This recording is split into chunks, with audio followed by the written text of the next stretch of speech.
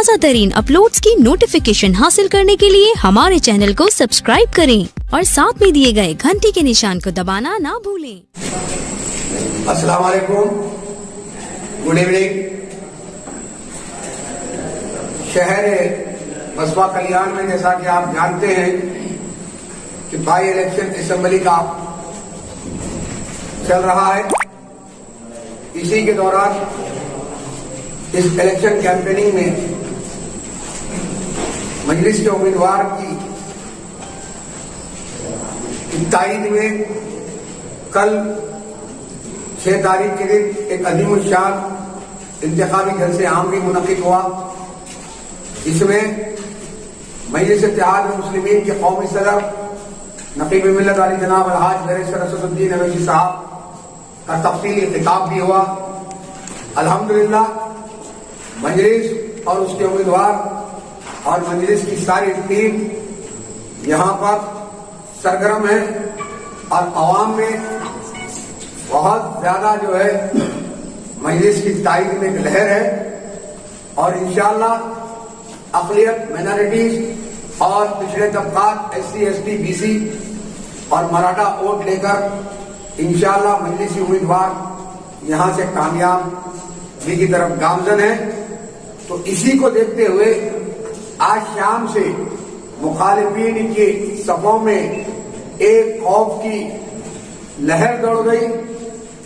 दौड़ने के बाद में वो अपने कुछ नाकाम हथकंडे इस्तेमाल किए और रूमर्स फैलाने की कोशिश किए कि यहाँ के मजलिस इत्तेहाद मुस्लिमीन के जो वार्ड नंबर 2, 4 और 28 के काउंसलर मजलिस के हैं वो लोग जो है कोई दूसरी पार्टी में जाने वाले हैं या चले गए। ये बिल्कुल सरासर वो उनकी बौखलाहट है, बिल्कुल गलत है। आज अल्हम्दुलिल्लाह मजलिस के तीनों काउंसलर आपके साथ इस प्रेस कॉन्फ्रेंस में मौजूद है। वार्ड नंबर 2 के नुमाइंदा काउंसलर और वाइस प्रेसिडेंट म्युनिसिपल KMC और वार्ड नंबर CMC और वार्ड नंबर 4 के बासु और वार्ड नंबर 28 के असलम, ये नुमाइंदे कॉर्पोरेटर्स हमारे यहाँ पर इस प्रेस कॉन्फ्रेंस में आपके बीच मौजूद है। वो खुद बताएंगे कि वो मजलिस इत्तेहाद मुस्लिमीन के काउंसलर बसवा कल्याण के थे है और इंशाअल्लाह आइंदा भी वो मजलिस इत्तेहाद मुस्लिमीन के वफादार बनकर ही रहेंगे। और जो है मजलिस के उम्मीदवार जो बाबा चौधरी साहब, अब्दुल रज़्ज़ाक चौधरी साहब जो मजलिस के बाई इलेक्शन के कैंडिडेट है, उनकी तायीद में वो लोग शबे रोज अपनी मेहनत कर रहे हैं और अवाम के दरमियान में है और अवाम से उनको बेहतरीन रिस्पांस है और अवाम उनके साथ है, मजलिस के साथ है और मजलिस यहाँ से कामयाब है।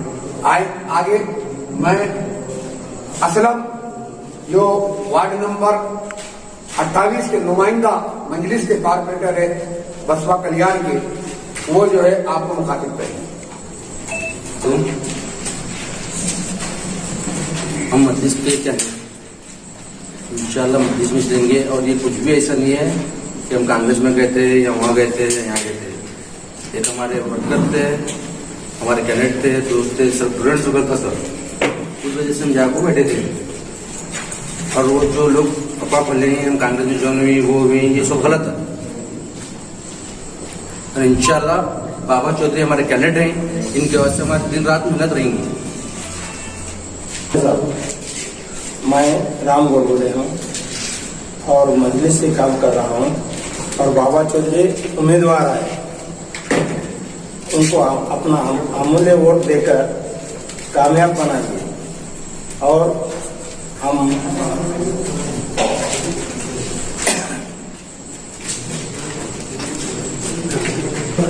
ज्वाइन नहीं हो गए। मजलिस का काम कर रहे हैं और हाय इतना कहकर मेरी बात खत्म। अस्सलाम वालेकुम। आज जिस अफवाह को वायरल किया गया है वो सरासर गलत है। और हमारे जो काउंसलर्स हैं, मजलिस से उनकी मोहब्बत अटूट है, वो किसी कीमत पर भी टूटेगी नहीं। हैदराबाद से आए हुए हमारे अशोक लैन के इंचार्ज आपको सारे तफसील बताए हैं, लेकिन मैं उस पर बात ना करते हुए कांग्रेस पार्टी से मेरे चंद सवाल हैं, वो करना जरूरी है, और उसकी जवाब अगर कांग्रेस पार्टी में थोड़ी भी सलाहियत अगर है तो वो दे। अभी जमीर अहमद खान साहब प्रेस कॉन्फ्रेंस किए हैं, वो मीडिया को बता रहे थे, मुखातिब कर रहे थे कि बसो कल्याण के अंदर मुस्लिम वोट 40,000 है। मेरा सबसे पहला सवाल है, उनके कैंडिडेट की जो कम्युनिटी है उनके वोट कितने हैं, पब्लिक में लाए और उसका फिगर बताएं। दूसरी बात, जमीर अहमद खान साहब की जबान उनके खत से बहुत बड़ी है। हम मजलिस इत्तेहादुल मुस्लिमीन की नुमाइंदगी बसो कल्याण में कर रहे हैं। हम बावखार तरीके से, बाइज्जत तरीके से अपनी कैंपेनिंग को चलाएंगे। हम किसी के ऊपर उंगली नहीं उठाएंगे। वखार, इज्जत, पोजीशन, उसका अंदाजा सिर्फ और सिर्फ उन लोगों को होता है जो कौम के वखार की और कौम के इज्जत की जो अहमियत है उसको समझते हैं। इलेक्शन में जिस तरीके के मामला और जिस तरीके के हालात और जिस तरीके के डिबेट डिलीवरी जिस तरीके से हो रहे हैं, कांग्रेस पार्टी हमारे सबर का इम्तिहान ना ले, रुक जाए। जबान हमारे मुंह में भी है। आइंदा हर सवाल का जवाब बावखार तरीके से दिया जाएगा।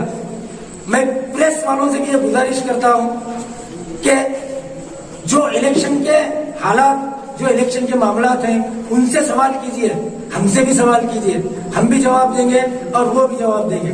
शुक्रिया। इस इलेक्शन में कितने वोटों से आपकी पार्टी जीती?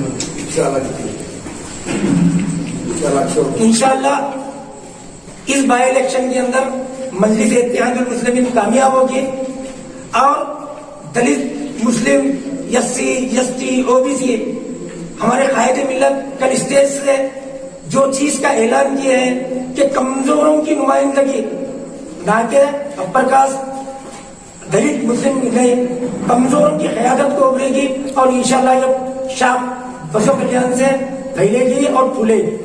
एमआईएम के कॉर्पोरेटर दूसरे पार्टी में ज्वाइन हो रही है, किस तरह से आपको इन्फॉर्मेशन मिली जिसकी वजह से ये प्रेस मीट बुलाई गई? सोर्स और रूमर्स, ये दोनों भी जिस तरीके से वो लोग हमको डिस्टर्ब करने के लिए अपने प्लान किया है, अल्लाह हमको भी वो सलाहियत दिया है सोचने की और समझने की। वो चीज, वो जराए हमारे पास मौजूद है, उसकी बुनियाद पर ये चीज आपके सामने है। क्या आपको आपके कॉर्पोरेटर्स पे भी भरोसा नहीं था कि वो इस आपको प्रेस मीट करके वजाहत करनी पड़ेगी? देखिए, इलेक्शन है, ये इलेक्शन के अंदर जो रूमर्स है उसका आंसर देना पर्टिकुलर नहीं हो सकता। उसका जरिया सबसे बेहतरीन आप है, मीडिया वाले हैं, इसलिए ये प्रेस कॉन्फ्रेंस जरूरी थी बुलाने की। जिस तरह से आज जमीर अहमद खान ने कहा था कि एमआईएम पार्टी जो हैदराबाद की चुनाव पर है, वहाँ पे सिर्फ 7 सीटों से इलेक्शन लड़ गया है, वो 8 वहाँ पर अपना कैंडिडेट उतारती है, तो उसकी क्या वजह है? इसका आंसर इंशाअल्लाह आपको 12 तारीख को मिल जाएगा।